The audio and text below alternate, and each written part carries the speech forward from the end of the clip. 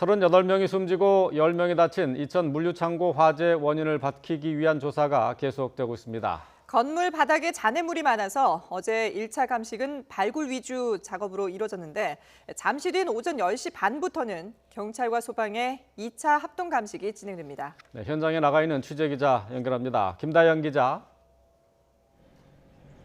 네, 경기도 이천 화재 현장에 나와 있습니다. 네, 오늘 두 번째 감식은 어떤 부분이 중점적으로 진행이 됩니까? 네, 우선 2차 감식은 잠시 뒤 오전 10시 반부터 진행이 됩니다. 어제와 마찬가지로 경찰과 소방당국, 국립과학수사연구원 등 관계기관 7곳에서 45명이 감식에 참여하는데 오늘은 지하 2층 발굴 작업을 마무리한 뒤 감정을 맡길 물건을 찾는 정밀 감식이 진행됩니다. 앞서 감식단은 어제 6시간 넘게 건물 내부를 살피는 감식을 벌였습니다. 지하 2층에서 처음 불이 시작된 것으로 추정했지만 불에 타고 무너지면서 생긴 잔해물이 바닥에 잔뜩 쌓여 발굴 작업에 시간이 오래 걸려 정밀 조사를 하지 못했습니다. 소방은 지금까지 지하 2층에서 우레탄 폼의 발포제 등을 첨가하는 작업을 하다 유증기 폭발로 불이 났다고 보고 있는데요. 유증기에 불똥이 튀면서 폭발로 이어졌다는 겁니다. 당시 같은 공간에서 엘리베이터 설치 작업도 함께 진행됐습니다.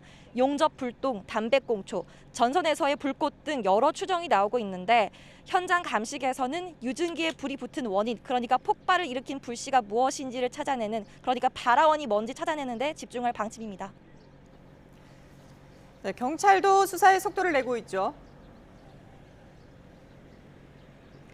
네, 그렇습니다. 경찰은 화재 발생 이후에 125명 규모의 수사를 본부를 꾸려서 수사에 착수를 했습니다. 잠시 뒤 10시 반에는 이곳 화재 현장에서 경찰의 수사 상황 브리핑도 예정이 되어 있는데요. 우선 경찰은 어제 시공사인 주식회사 건우의 충남 천안 본사 사무실을 압수수색했습니다. 또 건축주인 주식회사 한익스프레스의 서울 서초구 본사 사무실과 감리업체, 설계업체까지 모두 4곳을 상대로 동시에 진행했습니다.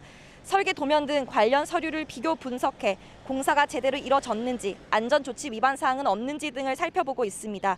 또 경찰은 희생자 38명 가운데 신원이 확인되지 않은 9명에 대한 유전자 감정을 국과수에 의뢰해 놓은 상황입니다.